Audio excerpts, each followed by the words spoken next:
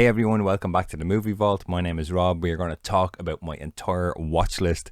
I have a big one today, guys. I did not do a video in January, so this is a combined Jan-Feb watch list. 37 things here on the list, but there's a couple of box sets in there, so we're well going to go into the 40s. Let's just get right into this video. First thing I watched in 2024 was a streaming watch. It was The Deepest Breath off of Netflix. The Deepest Breath, a fantastic documentary about free diving, I guess it's called, right? Really, really interesting. Netflix are the masters of the documentaries and the docu-series and all that stuff these days. I love a good Netflix documentary. I love a good murder documentary. As you know from watching the watch list episodes here, I am all about the physical media, but I do watch some streaming stuff every so often as well, especially the documentary stuff, because this stuff is probably not coming to physical media. So I'm glad I was able to check out The Deepest Breath. Really interesting, and I would recommend it if you have not seen that one. Okay guys, there is a full review on the channel, but the Chucky Collection, the epic Child's Play box set, Arrow 4K box set. Yes, I watched all these in a row. Yes, I watched them in the space of like 28 hours or something like that, or 30 hours. So the first one, as you take the movies out individually, and guys, they have the fantastic artwork here. So Child's Play, the original one, is not a 4K. This is a Blu-ray. There's some issue there with the 4K rights. MGM, or Amazon owns MGM now, right? So Child's Play, these were all first time watches, I should point out as well. Like, please do watch that video, the full review, if you want to find out more. But yes, Child's Play first one I really, really enjoyed. That was a good one. Child's Play 2, again, great artwork here. I really like this one as well. Continued on the story quite well. Child's Play 3, some really cool artwork again, but unfortunately this one lost me a bit. This is the kind of army military camp one. No, lost me. Bride of Chucky, fantastic, phenomenal. I think this might be my favorite one out of them all, to be honest with you. This was really, really good. Seed of Chucky, I despised. I really did not like this movie at all. Terrible, terrible stuff. Then we get into the newer kind of ones. Curse of Chucky, I didn't like this one, guys. Cult of Chucky, I did not enjoy that one either. I do want to point out, guys, there is a documentary, Living with Chucky, which I did not watch yet. That's included in the box set, and full 4K review is on the channel if you'd like to check that out. A review one up next, guys. Assignment K. This is a fantastic imprint label through Via Vision in Australia. They do these really nice editions with the slipcover, and then you have the alternative artwork there on that one. What year is this? 1968, James Bond-esque kind of spy kind of movie. Didn't love it, but you know, it is what it is, and it's a 1080p HD presentation. I don't imagine we'll ever get this movie higher than Blu-ray, so is an interesting one. If you are a fan of James Bond and kind of, you know, late 60s kind of, you know, the kind of sexy spy James Bond type kind of movies, Assignment K would be one for you. Switching to DVD next, guys. My girlfriend got me this for my birthday last August, and we finally got around to watching it now in January. Wild Tales, Six Deadly Stories of Revenge. It's a good kind of horror sort of thriller. Really, really good. I really enjoyed them. I'm trying to like remember what they were. There was one on a plane, which is kind of interesting. There was the car one, was good. The explosives guy, that was really good. There's the wedding one, is kind of funny. And oh geez, I can't remember. There's a restaurant one, yes, was really good. And I'm absolutely blanking what the other one was there. I can't remember what it was. But yeah, it's really, really good. This is Argentina and Spain, so Spanish with English subs. Really enjoyed this. If you're a horror fan, you should check out Wild Tales. This next one, guys, was a cinema trip, but I have since the cinema trip in January grabbed the Blu-ray BFI release of Scala. So this is about the Scala cinema in the UK, just, you know, about the programming, the filming, the staff, the customers, all that good stuff. As you guys know, I work in a cinema, so I was really interested to check this out. I really enjoyed it. It was really, really good, really funny. Yeah, it's really interesting. So if you're interested in cinema and stuff like that, I would check out Scala. Okay, guys, back to streaming. I mentioned I love a good murder. I feel awkward saying that on the channel. I love a good murder documentary.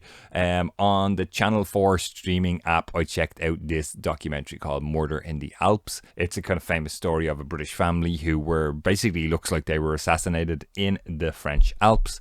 and the story of the investigation from the British and mainly the British side of the police and what kind of happened. There's a couple of episodes and it is free on the Channel 4 streaming app, so I do recommend if you're interested in those kind of murder docs as I bang the table, do check that one out on the Channel 4 streaming app. Another cinema trip, guys, we went to see Society of the Snow. I don't want to say remake, but there was a movie in the early 90s called Alive, basically about the Argentinian rugby team. I believe I'm correct in saying that. You know, and the plane crashes in the Andes, I believe. Am I correct in saying that? I could be completely wrong. They have to kind of cut up and eat the dead bodies to survive. It's a really harrowing story.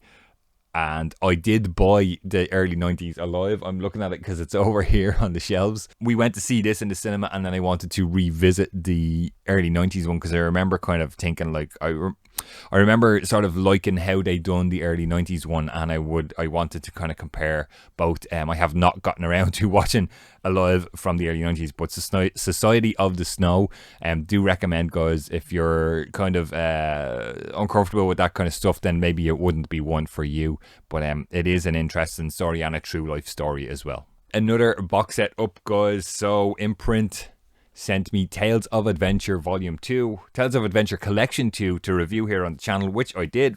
Another video is there on the channel. So this features 1, 2, 3, 4, 5 movies in the box set here. Let me get these out so as we can talk to you guys. Angel on the Amazon was the first one up here, guys. A mysterious woman leads an explorer and his party to safety after crash landing in the Amazon rainforest.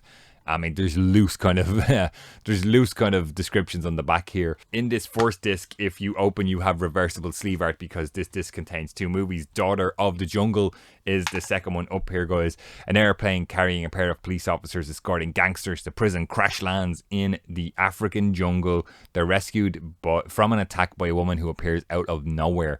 That was interesting. I believe Angel on the Amazon was one where the woman cannot age. She's kind of stuck in the Amazon. Yeah, and they've done some really interesting stuff with like kind of panther attack and just how it was filmed for 1948. I thought was really, really cool.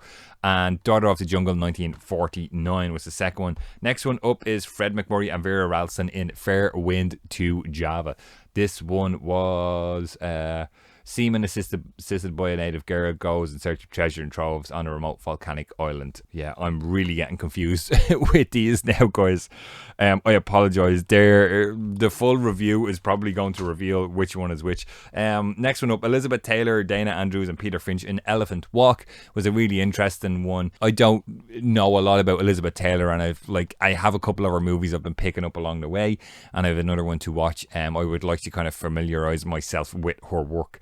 So this is one where she kind of marries into a rich family and she's kind of told what to do, but it's all to do with like a farm where elephants for hundreds of years have walked through and they're trying to get rid of the elephants, essentially. 1956, Victor Mature, Janet Leigh, John Justin and Roland Culver in Safari. I was really interested in checking this one out. Big fan of Halloween and horror, so we all know Janet Leigh was in Psycho and is Jamie Lee Curtis's mother, so I was interested in checking out an early role, or not an early role, like an earlier role for Janet Leigh, like pre-Psycho. 1956, treacherous wilderness of the African jungle. A professional hunter is kind of hired by a rich guy to kind of bring him on a hunt, and Janet Leigh plays his new wife. They're all kind of, you know, as is the title of the box set, guys, Tales of Adventure Collection 2. They're all kind of, this box set was more so, I think Tales of Adventure Collection 1 was the kind of Arabian Nights kind of adventures.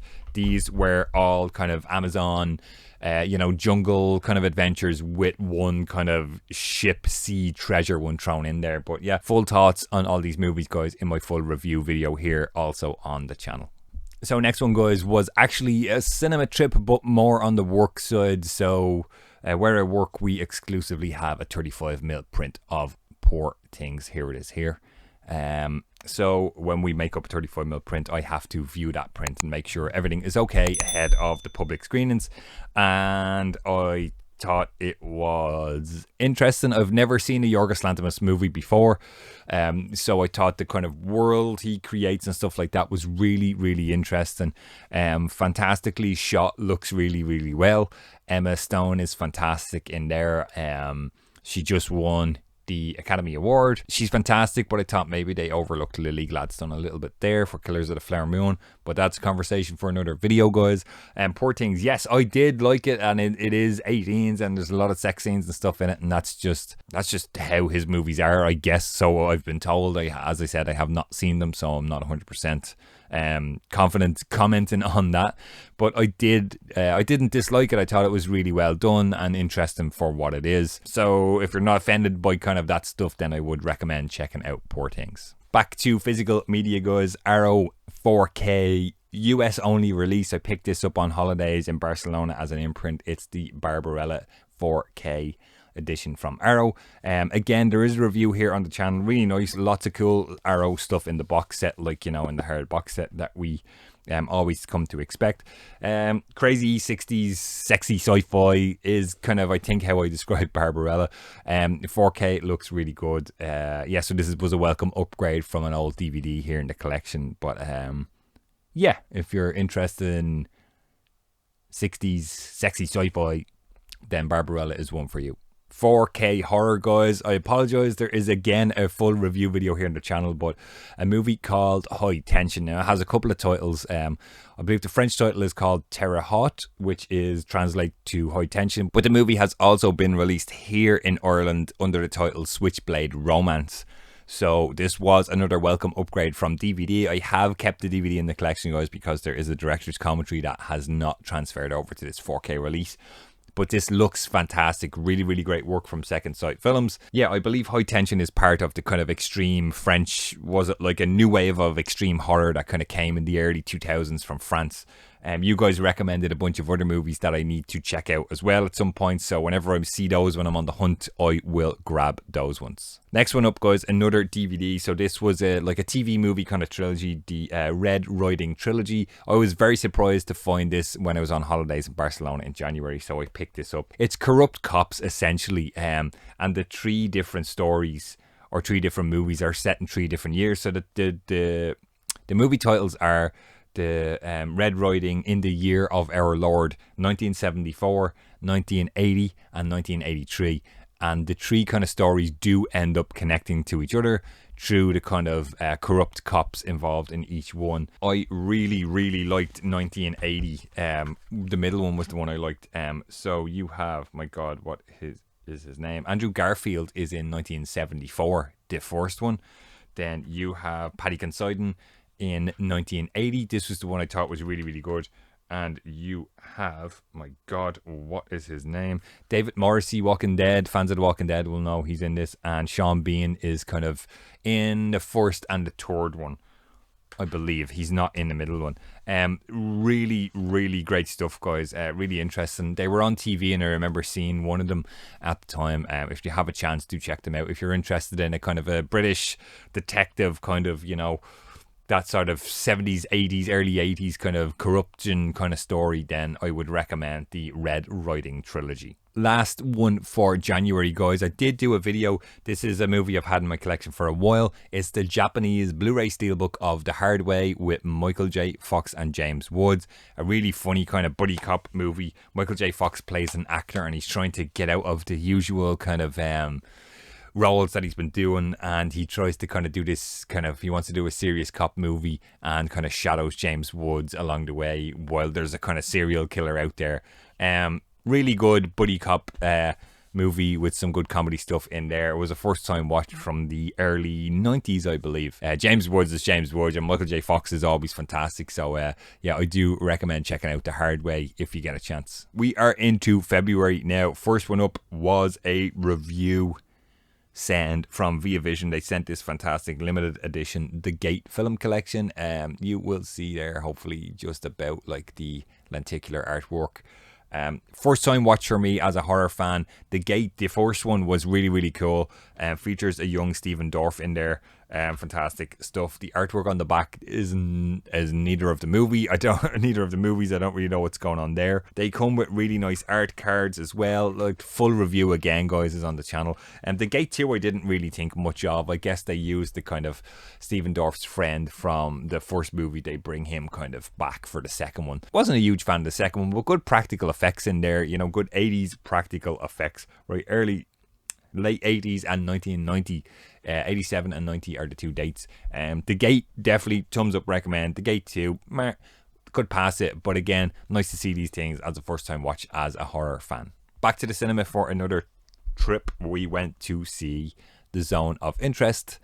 A lot of hype about this movie, and we wanted to go and check it out, and it was fantastically done. Like the sound, the movie opens up with like a black screen for like, what kind of felt like an eternity is probably like maybe 30-40 seconds a minute at the most, with just the sound going. It's really interesting. It's a really interesting movie and really well done, and how kind of just the subtle things in the background is going on. The whole kind of end to the movie was really well done, and the sound is really fantastic in it. It's really worth seeing, guys, if you fancy a trip to the cinema. It's about like Nazi officers in the middle of a concentration camp, and how they have their kind of house like kind of zoned off from the camp.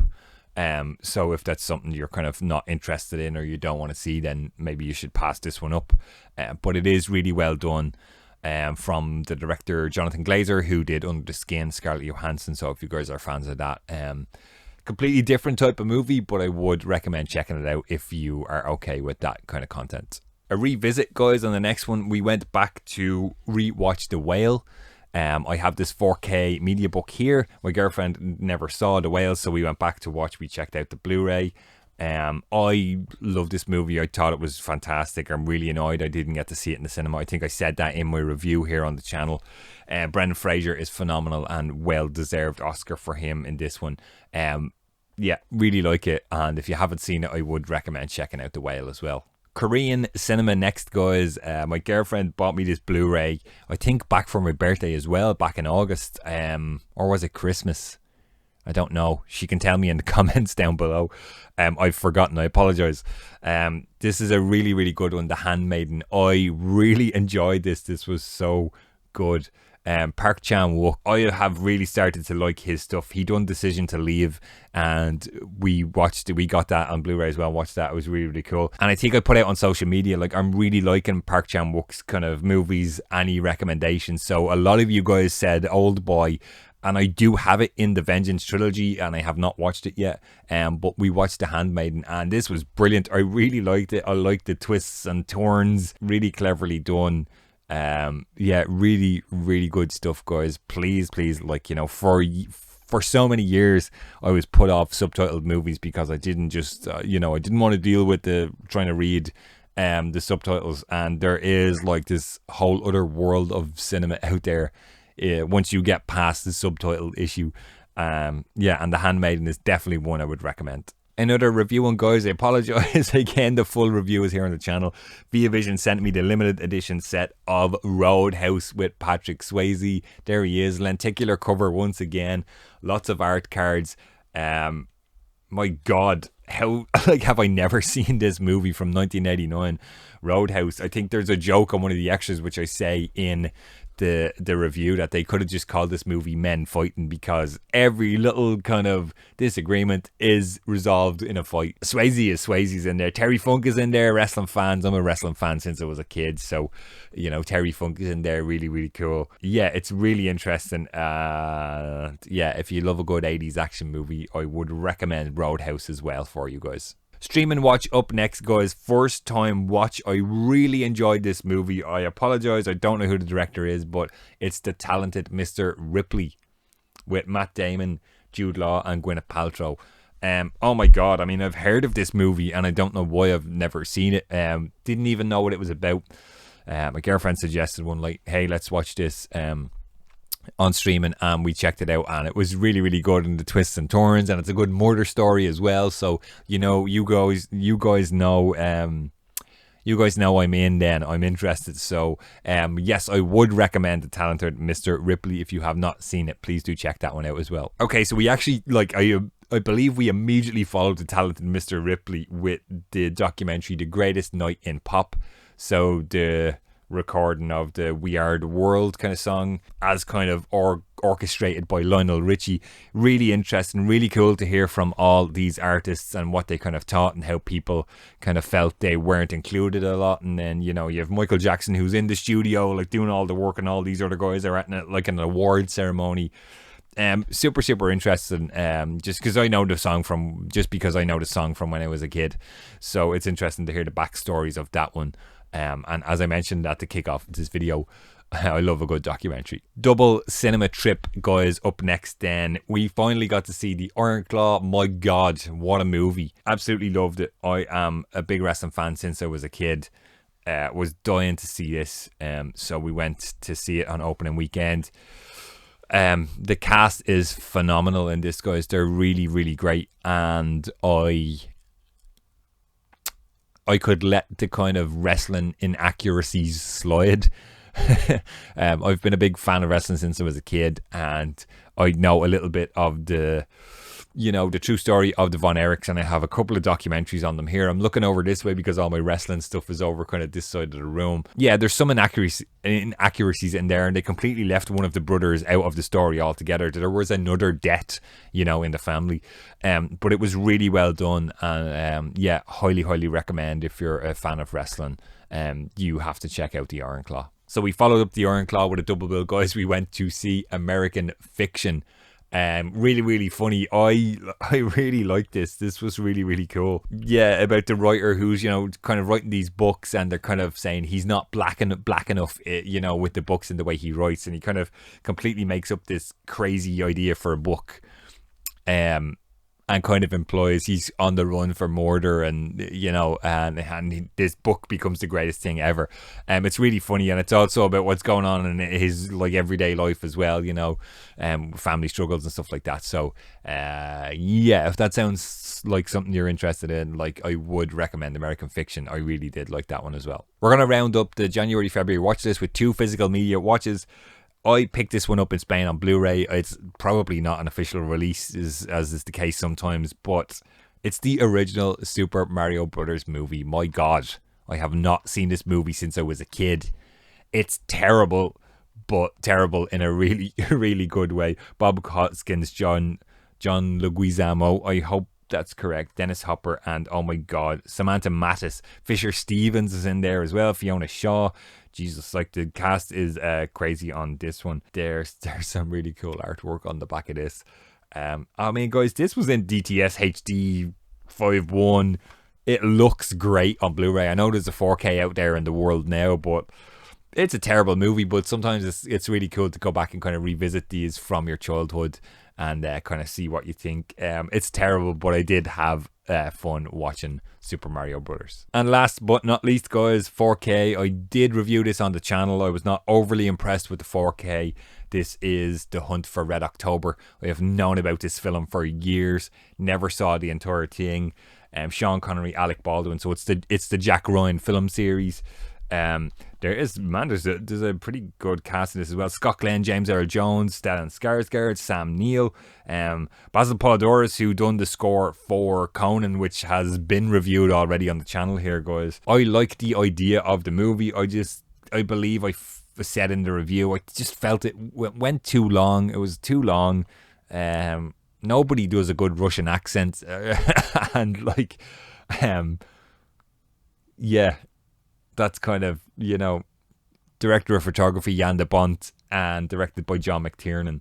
I'm glad I have it in the collection. Now, I wasn't overly impressed with the 4K. I think it's too dark. I think the color grade needed to be brightened up a bit. I didn't love it, but I also get there in submarines. It's supposed to be dark and kind of moody and all this sort of stuff. But Hunt for Red October was the last one in the January-February watch list. There you have it, folks. January, February watch list. That was a lot more than 37 because of those 2 box sets in there. But that's everything I've watched. I apologize. This video is probably, it looks like, I'm looking at the camera and it looks like it's gone like about 30 minutes or so, or close to 30 minutes. So I'm going to wrap up now and stop talking. As always, please jump in the comments down below. I want to hear from you guys. What did you watch throughout January, February?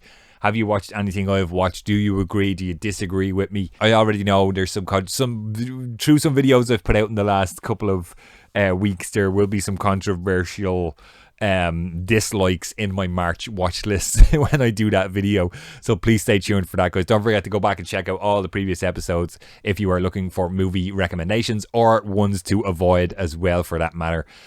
Please like the video if you did. Don't forget to subscribe and share the video with anyone you think may be interested. That's going to do it, guys. As always, please stay safe, drop in the comments below, and I will talk to you soon.